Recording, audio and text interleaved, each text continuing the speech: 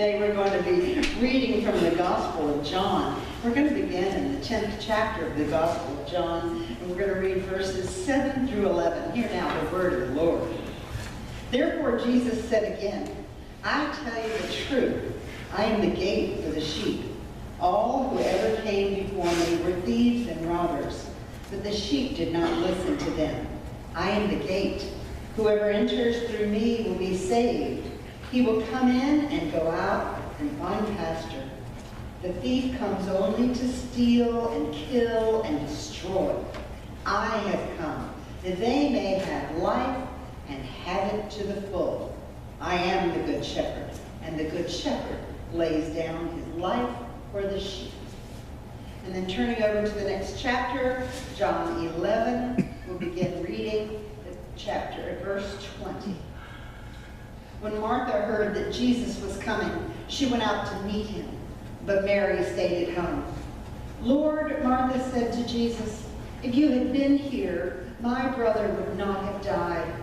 But I know that even now, God will give whatever you ask. And Jesus said to her, your brother will rise again.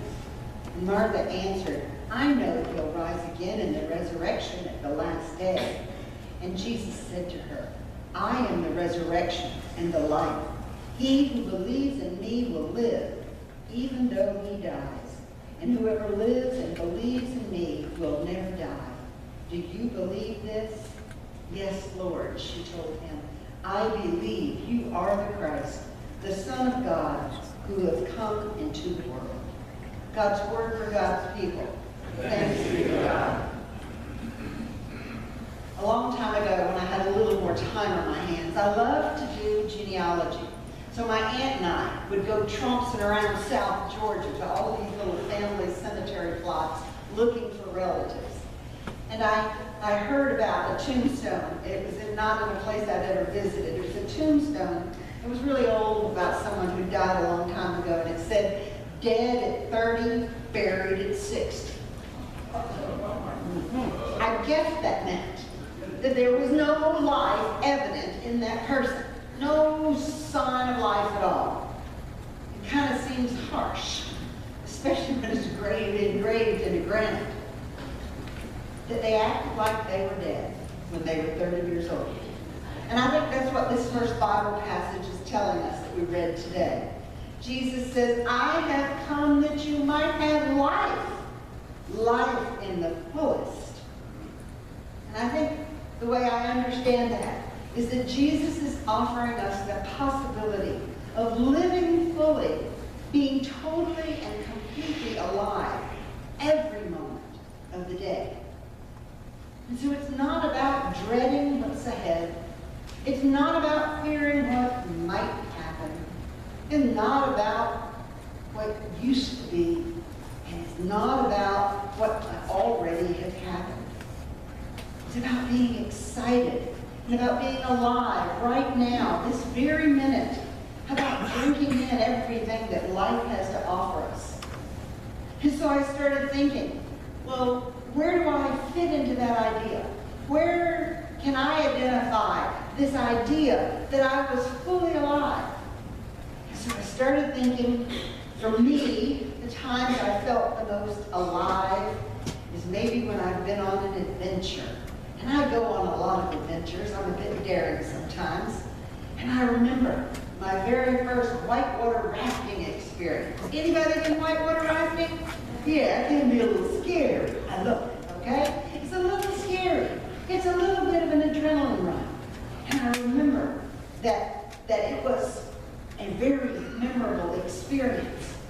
But it was mostly memorable in the fact that I was fixing to get on the Nanahaw River in North Carolina. And that water was running really fast and really high. They'd opened the dam, and there was a lot of water in the spring, and it was really fast that day. And it made me recall 6 summers that I had spent at Camp Chewinwaw in Clay County as a Girl Scout. And every year at the beginning of the summer, they'd put us in the pool, and we'd have to pass the swimming test. And according to how well you swim, you got a color of cap. For those who were deemed non-swimmers, They were red caps, so the lifeguards could be especially aware that there were people who didn't do well in the water. Guess who held the record of the most summers in a red cap? Okay? I hold the honor of 6 summers in a row of being a red cap. You see, they want you to put your face in the water to swim. Oh, that makes sense to me. And so I'm permanently dubbed as a red cap. And you know, I love being on the water. I love being in it. I love being on it. But I am pretty stinky when it comes to swimming the correct way. So on this whitewater rafting trip, it was going pretty well. They warned us we'd have some Class 1 rapids and maybe some Class 2 rapids, and they had said there'd be 1 Class 3. Well, I didn't know numbers from squat. I'm just following the guy who's leading the paddling. You know, here we go, going down the rapid. And we get close to the 3. We've had some adventures going over the 1s and 2s. We get to the 3 and he pulls us out to the side. He wants us to watch some other rafts go over first. Okay. All right, let's do this thing. And sure as shooting, we went over that Class 3 and we got air, is what they would say. We went way up. That was exciting. That was adrenaline, but not so much as when we came down and got stuck in a suck hole, they call it, where it's like a whirlpool and it just holds onto the raft. Yes, I felt fully alive that day when I came out of that suck hole. And so I know that was a sign of life for me, that I could get air and go down into a vortex and have life at the end.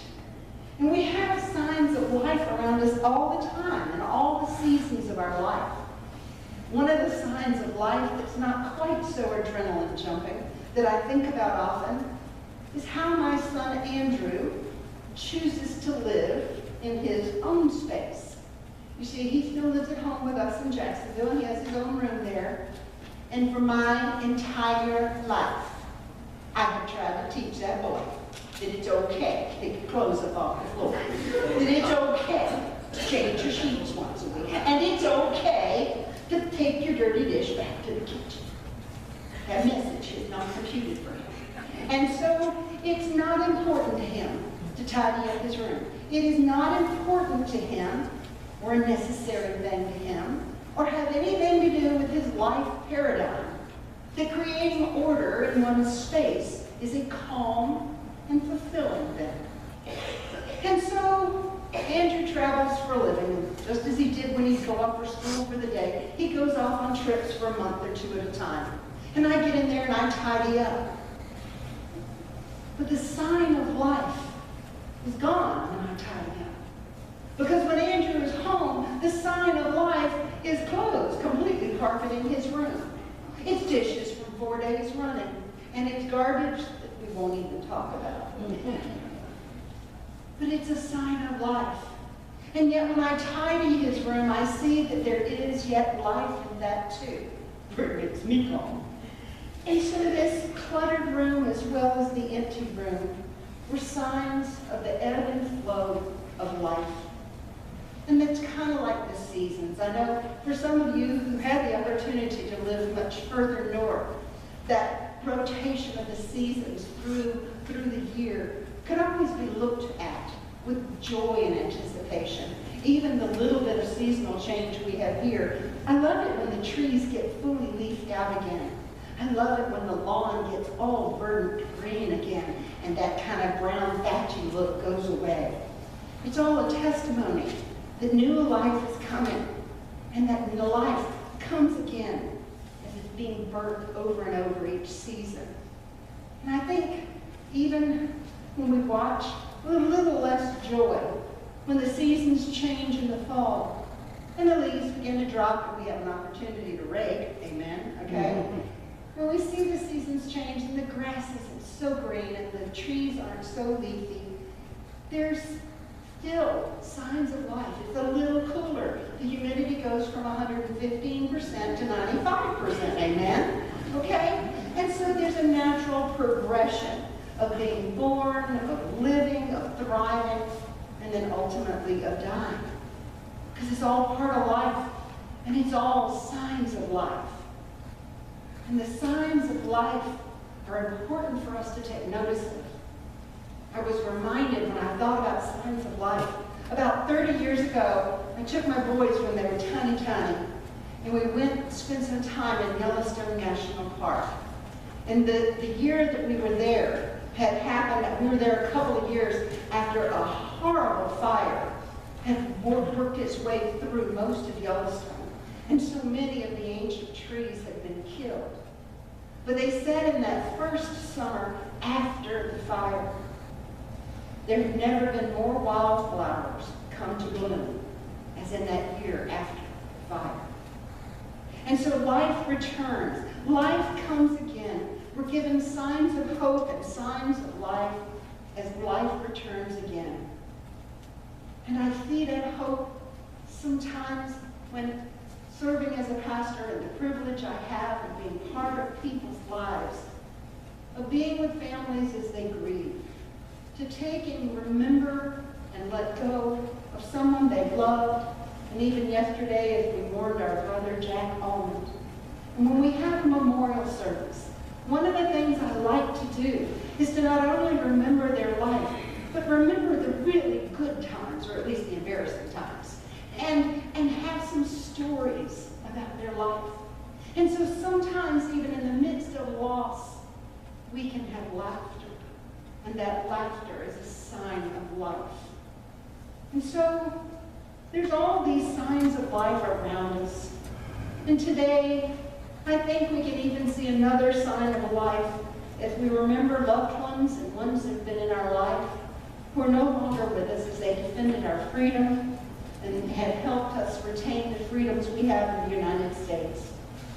And I think in that aspect of remembering those veterans who gave their lives for us, it would be remiss for us not to talk about the signs of the life to come. And that's really what the second reading that I read to you from John 11 is all about. Jesus is saying, I am the resurrection and the life. Those who believe in me, even though they die, yet shall they live. And whoever lives and believes in me will never die. You see, that's the promise of our faith. The Christian faith assures us that physical death is not the end. It's a transition into another life. And that new life we call eternal life. It's an assurance that life goes on in a new way, albeit it's a little beyond our understanding. I can remember that the first time I went to graduate school, I've been several times, the first time I went to graduate school, I had to take a class as a psychotherapist on the concept of death and dying. And one of the main things we studied was Elizabeth Kubler-Ross, and she was a pioneer in the study of death and dying. And she reminded us that our grief can be any kind of letting go, whether it's the death of a dear one, or letting go of a lifestyle, or letting go of a way of life. It's any kind of loss that we as humans can experience. And so Kubler-Ross taught that there were 5 stages that many people, not everyone, but many people go through when they think of loss. The first is denial, saying that didn't really happen, that it's so meaningless for us to try to comprehend what's going on because we're in such a state of shock. And that shock causes us to deny that it's happened. And I think in a way, that's God's way of giving us grace, because sometimes it can be too hard to happen, to handle. And so we deny it. The next stage Kubler-Ross talks about is anger. Anger. And you know, that's a part of the healing process too. To feel anger, even though it may feel endless. Because the more you feel it, the more it'll begin to dissipate. And then you'll begin to heal. And underneath anger is some kind of pain. Because when you're angry at someone, you then suddenly have a structure. That your anger has somewhere to be pointed. Your anger has somewhere to go. Because that anger is really just another indication of the intensity of your love. The third stage is bargaining. taking and begging God that you'll do anything, if He'll just roll back time. That if you can just have a do-over, God, if only I could have done something different, to bargain with others and to bargain with God. The fourth is depression. Depression is that empty feeling that comes upon us when grief enters our life at a much deeper level than we could have ever imagined. The depressive stage feels like it'll last forever. And the final stage is acceptance. That understanding that it's all right, and that it's okay. It's that acceptance that our loved one is gone, and recognizing that it's the new reality. And not all of us go through all of these stages. We certainly don't go through them in any order. We certainly don't have any prescripted amount of time to spend in each one. But I think studying those stages of grief, that idea of letting go of something that's been familiar, was really important to me when I was going through the loss of my grandmother. I was the eldest granddaughter. You see, my grandmother had 6 daughters who had 12 daughters. It was a whole lot of women around, you know. I think the town got so bossy. Anyway, too many women.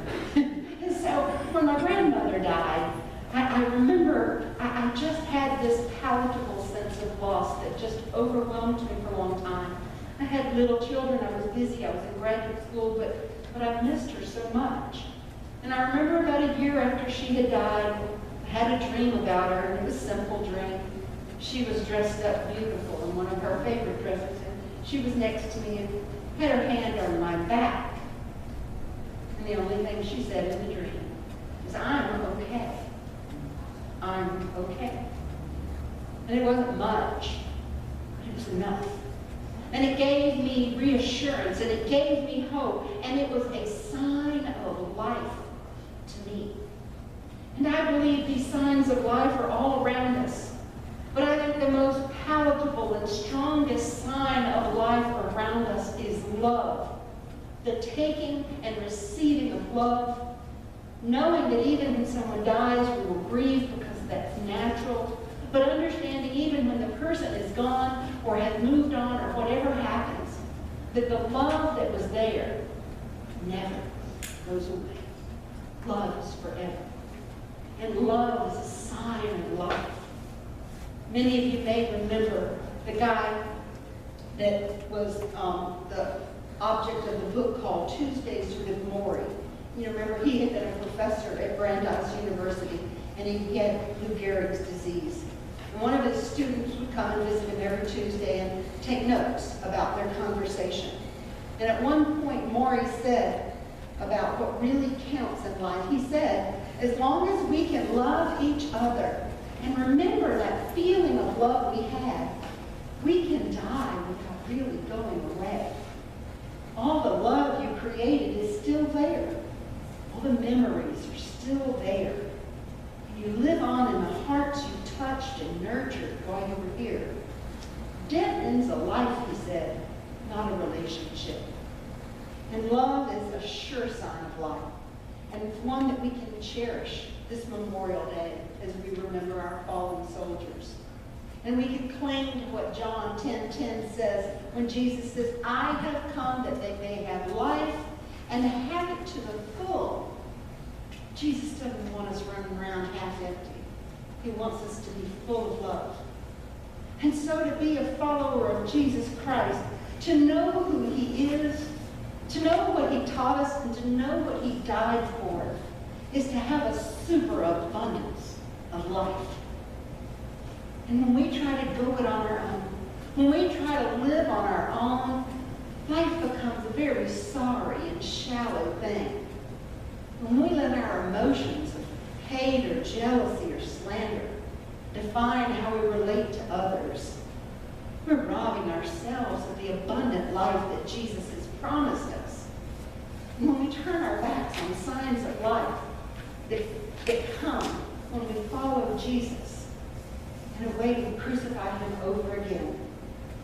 And so we need to walk with Jesus. We need to know that that there is a new vitality. We live with Christ, a life that is really worth living.